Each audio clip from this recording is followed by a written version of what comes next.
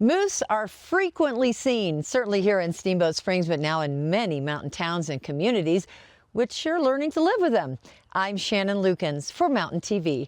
In our weekly segment with Colorado Parks and Wildlife, we learn more about moose with District Wildlife Manager David Rehak-Suma. And I'm here to talk to you today about moose, one of the incredible animals that we have who have been living in this state since 1978 when Colorado Parks and Wildlife introduced 24 of them into North Park. And since then, they've made their way to Steamboat as well as many other areas in the state. The population of moose started at 24 back in 1978, and now we assume that we have over 3,000 moose here in the state of Colorado. So they're doing incredibly well. They're growing every year, which means that they may impact you, your family, or your life in some way, shape, or form.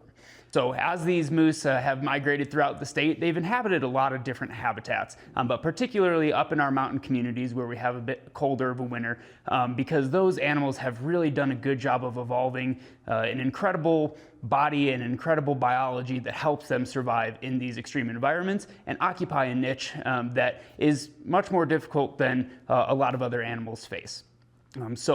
These animals, as you can see by this calf behind me, are born somewhere about 20 to 30 pounds, but sure enough, by the end of their life, they will become over 1,000 pounds.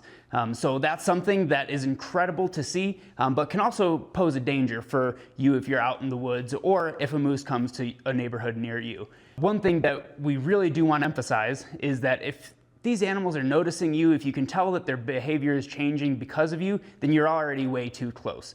There are signs that they'll tell you that they're getting uncomfortable, but really if they can notice you, you're already too close. Believe it or not, these animals can move over 35 miles an hour, and they can kick out just about in any direction.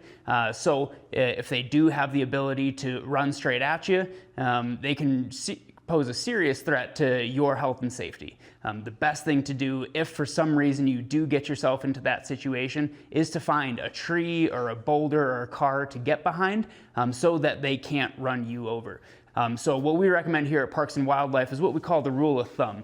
So if you can stick your arm all the way out and your thumb covers the whole entire animal, then you're probably far enough away. If you can see any part of it on either side of that thumb though, then you're probably getting too close, whether or not it's already noticed you. These animals are also going to be out and around on our roads. So as you are driving, especially through the mountains, you got to keep a careful eye out for what may be coming onto the road, because that's an animal that may weigh as much as your vehicle. And every year we have people who are injured, cars that are totaled, and moose that are killed by those car accidents. So it's just another reminder that when you are driving through Colorado, you really do need to be aware of what's around you for your safety and as well as for the safety of the animals. Moose, believe it or not, will grow their antlers each year, every year, and that's a process that'll start in the spring, just as little nubs on our male moose, but then they'll grow potentially at up to an inch a day, where then by the fall, you will see these big, enormous racks on top of their heads.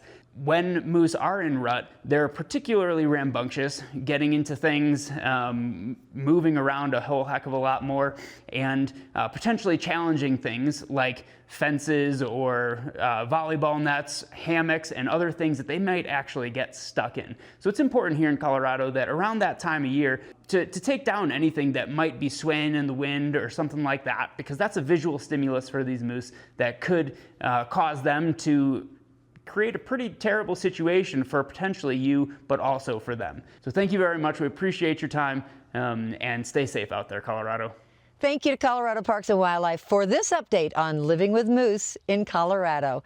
I'm Shannon Lukens for Mountain TV.